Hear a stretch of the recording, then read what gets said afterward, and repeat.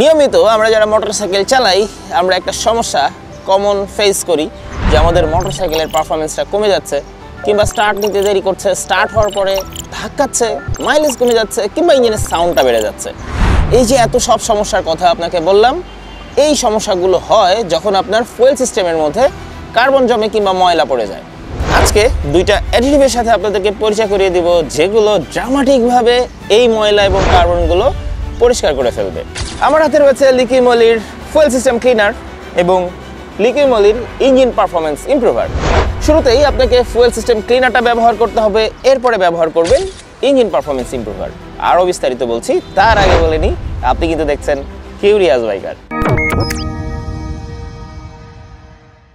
দীর্ঘদিন মোটরসাইকেল চলার ফলে মোটরসাইকেলের ইঞ্জেক্টর, ফুয়েল লাইন, কার্বোরেটর কিংবা ভালভের মধ্যে অনেক সময় কার্বন জমে যায়।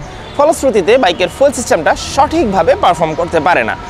আর এই অবস্থা যদি লম্বা সময় ধরে চলতে থাকে তাহলে একটা সময় ইঞ্জিনের বড় ক্ষতিও হয়ে যেতে পারে। তাহলে সমাধান কি? সমাধান হচ্ছে পুরো ইঞ্জিনটাকে খুলে এই কার্বন বা ময়লাগুলো পরিষ্কার করা, যেটা অনেক বেশি সময় সাপেক্ষ, আবার অনেক বেশি খরচেরও ব্যাপার। আর এই জায়গাটাই হচ্ছে ওর তেলেসমাতি।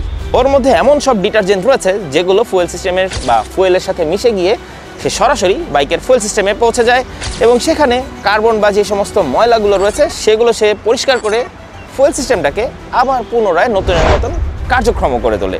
এখন প্রশ্ন হচ্ছে এটার ব্যবহার বিধিটা কি?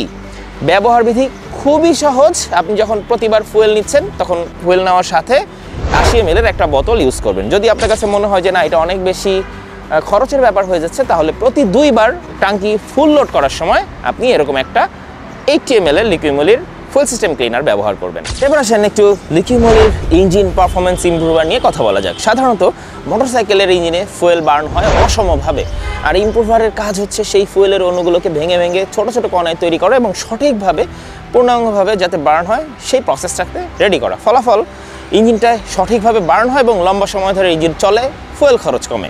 অসম্পূর্ণ বার্নিংয়ের কারণে ইঞ্জিন অনেক সময় বেশি গরম হয়। ইমপ্রুভার বার্নিং এফিসিয়েন্সি বাড়িয়ে তাপমাত্রা নিয়ন্ত্রণে রাখে।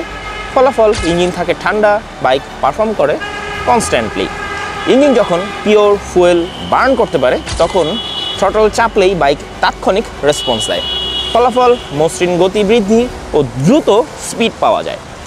ইঞ্জিনে কম ঘর্ষণ, কম কার্বন এবং স্মুথ বার্নিং, এই 3টা জিনিস নিশ্চিত করে ইঞ্জিন দীর্ঘদিন ভালো থাকে। ফলাফল কম সার্ভিসিং খরচ এবং দীর্ঘমেয়াদী পারফরমেন্স। বাইক সম্পর্কিত এরকম আরও বিষয় জানাতে আপনি ভিজিট করতে পারেন curiousbiker.com। আর আপনার ভালোবাসার বাইক নিয়ে হাজারো বাইকারের সাথে আলোচনা করতে জয়েন করে ফেলুন কিউরিয়াস বাইকারের ফেসবুক গ্রুপে।